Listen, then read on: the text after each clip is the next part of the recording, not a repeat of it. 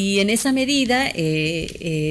¿Cuántos años tenías, Mirta, cuando te secuestran? 20 años. 20 años. Sí. ¿Te llevan? Yo estaba embarazada, me llevan de la dirección de Veleda, como vuelvo a repetir, por la policía de los primeros meses. Me lleva la policía a la central. Supuestamente no hay pedido ni de detención, no hay ningún papel presentado. Vos preguntás, ¿y por qué me detienen? Exacto, es más, los compañeros no dejaron que me saquen hasta que llegara el director de la repartición. Es más, él fue detenido también, así que era eso, el modus operandi de las intervenciones de la época, era intervención, poner en posesión al interventor y allanar todos los predios, depósito, oficina y demás, y detener a la gente. Así que bueno, en ese marco es que me detienen y bueno, me llevan a la central, estoy varios días, no me acuerdo cuántos, pero estoy varios días ahí. En un momento, una especie de un cuarto grande donde con rejas y demás, una celda donde habían todo tipo de detenidas y detenidos, y después en otro momento en un cuarto que ahora supongo que ya no existe porque era más o menos la 3/4 parte de esto, un fichero gigante hasta el techo donde prácticamente estaban las carpetas de todos los partidos políticos. En la mayor medida, ese fichero gigante eran carpetas de cada habitante afiliado al Partido Justicialista, al Partido Radical, al Intransigente, en fin. Tenían la historia de todos. Absolutamente todo. No me puedo olvidar porque fue en ese lugar, por último, que luego me trasladan a la Federal, que es donde ahí me torturan, me aplican picana, me desnudan, me vendan, y eso, justo esos días llovía, así que me dejaban en el patio atada a una silla y vendada, practicaban simulacro de fusilamiento, o sea, pasaban ráfagas alrededor, y eso que al lado hay un colegio que está todavía, la Federal sigue en el mismo lugar, al lado está, creo que es un colegio religioso, o sea, siempre se escuchaban las voces de los chicos durante el día, y bueno, de noche eran la música, todo lo que da, porque las sesiones de tortura se hacían de noche. Y Mirta, ¿te aplicaron la picana estando embarazada? Sí, y bueno, puedo decir que los torturadores fueron personalmente el delegado de la Federal, Federico Livi, que desgraciadamente está muerto porque tendría que haber pasado todo el proceso judicial que todos los genocidas lo están haciendo, Juan Carlos Alzugaray, que ese personaje sí vive, que no sé si sigue preso o no, porque creo que hubieron pedidos de excarcelación, pero bueno, él camina como cualquier otro ciudadano, es un torturador de la Federal en ese tiempo, cuando cumplió una etapa. Cuando te torturaban, ¿qué te decía? Bueno, siempre los interrogatorios era para que dijera nombres de mis compañeros, de tanto a nivel de mi trabajo, a nivel de la juventud, que a quien conocía, y todas esas cosas, digamos. Eso, alrededor de eso era siempre los interrogatorios, y bueno, era tal... ¿A quién conocías que también militaba? Claro, sí, para que dijera, delatara gente, para eso. Bueno, entonces era tan brutal, digamos, también golpes y patadas, y los golpes de la picana, que hacía que mi cuerpo se levantara hacia arriba de manera tal que se me caía muchas veces la venda. Por eso yo sé y los reconozco personalmente a ellos.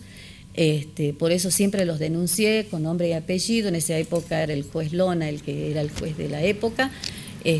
Bueno, nadie hizo nada. Mirta, sí.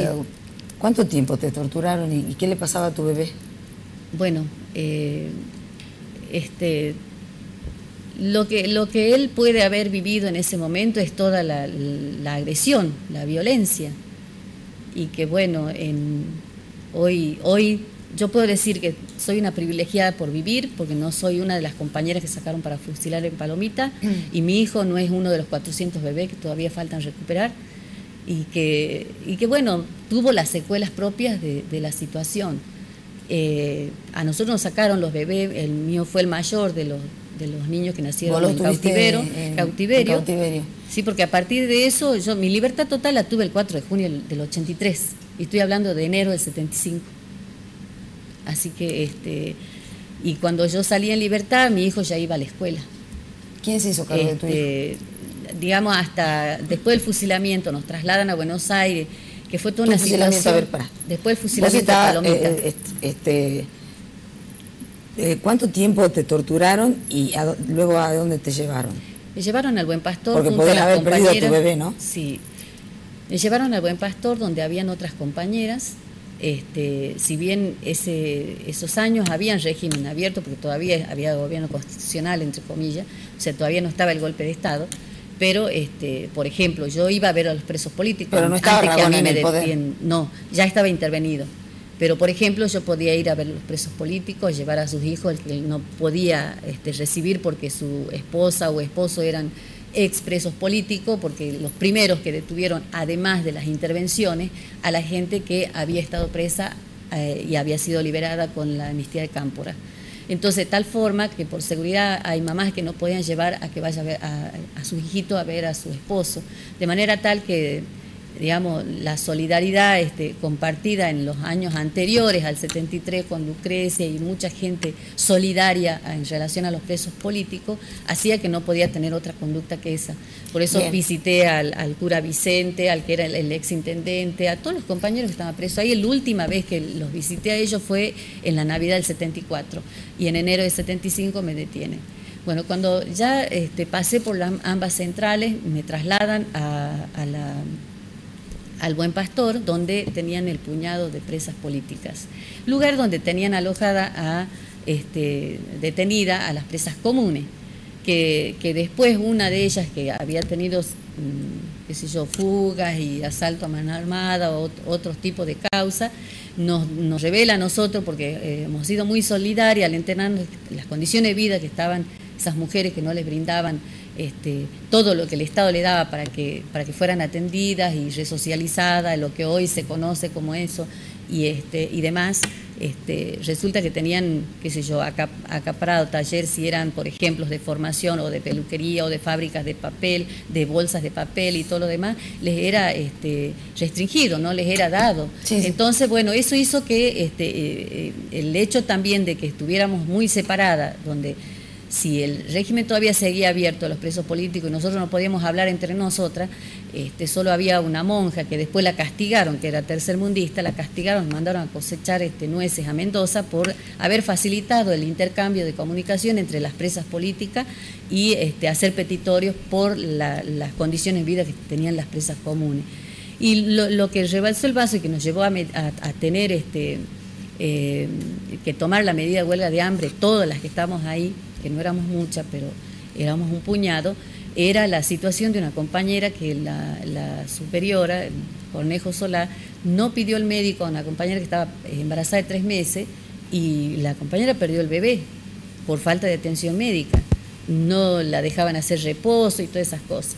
Entonces, bueno, ahí es cuando se traslada el Servicio Penitenciario Federal para investigar qué es lo que había pasado y por qué había medidas de fuerza ahí, por qué hacíamos huelga de hambre en el Buen Pastor, porque además hemos dado a conocer, antes de tomar la medida, con nuestros familiares y a los organismos de derechos humanos y demás. Entonces, de esa forma nos trasladan inmediatamente a Villa Las Rosas, en la parte extramuro del penal de Villa Las Rosas, que es toda la esquina donde antes funcionaba el juzgado de ejecución y sentencia, algo así, porque no había cárcel de mujeres. De manera tal que improvisaron ahí. Porque la cárcel de mujeres era el Buen Pastor. Claro, en realidad eso él cumplía el rol de cárcel. ¿Sí? Cumplía. Y cuando nos trasladan ahí, bueno, levantan ese predio, creo que ahora es el casino de Oficial en esa zona, es casi la esquina frente a la capilla de Villa Las Rosas. Bueno, en ese lugar es donde nos trasladaron a las presas políticas y bueno, toda vez que había una detención nos llevaban a ese lugar. Bueno, allí se constituyó el registro civil cuando nacía cada uno de nuestros hijos, para asentarlo. El mío fue el mayor y cuando viene el tema de... Cuando vos tuviste tu hijo, ¿quién te asistió? El doctor Gianpaoli, el que recibió, digamos, al bebé. El que estaba contratado ahí para la cuestión de los niños. Uh-huh. Bien. Y bueno, Cuando, conforme iba pasando el tiempo previo al golpe le de dejan al Estado, bebé que se quede contigo. claro, se queda, él prácticamente tenía 9 meses, ya caminaba en el pabellón cuando sucedió lo de, en julio del 76, lo del fusilamiento de Palomita.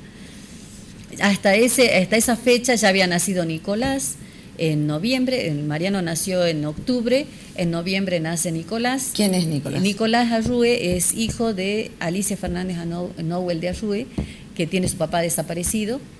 Y en febrero del 76 ya nace Marcela, hija de Celia Leonard de Ávila, que a los dos lo matan en la masacre de Palomita. A ella y al esposo. A la mamá de Marcela y al papá. Bueno, ¿cómo fue esa noche que se lo llevan?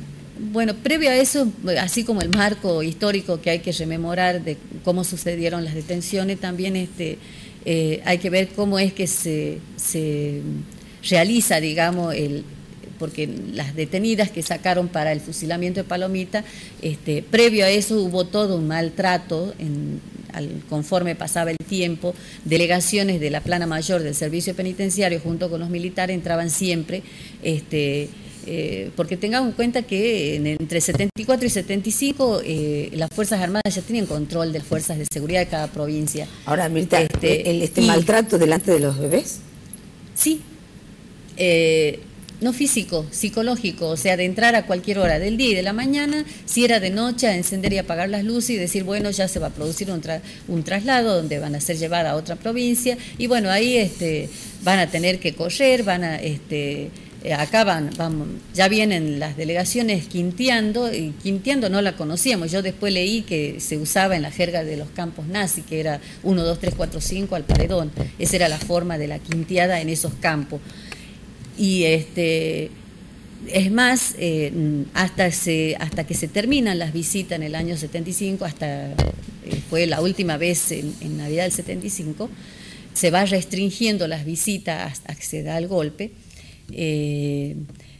Ahí es donde nos enteramos a través de los familiares que asociamos que todos estos maltratos que casi cotidianamente se nos sometía, tenía que ver con que traslado implicaba muerte, porque pasó con distintos traslados de presos de Córdoba. ¿No lo trasladaban? En realidad le aplicaban la ley de fuga, los bajaban, los hacían correr y los mataban, digamos. Eso nos llegaban noticias de todos lados, de manera tal que nosotros un poco, si se daba un traslado, ya sabíamos que nos teníamos que enfrentar a la muerte. Y me acuerdo que Georgina nos decía, bueno, así que de una compañera tiene que contar todo lo que está pasando acá. Después con otras compañeras, bueno, ¿qué vamos a gritar? Decíamos, en un momento algo tenemos que decir.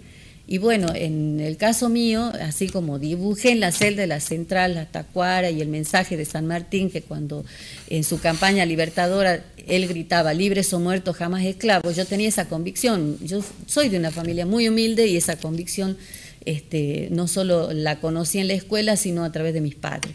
Entonces, y otra compañera decía, bueno, patria o muerte venceremos, otra compañera decía, viva la patria, en fin, porque ninguna habíamos cometido delito como para decir, bueno, ¿qué vamos a hacer en esa situación si están matando gente?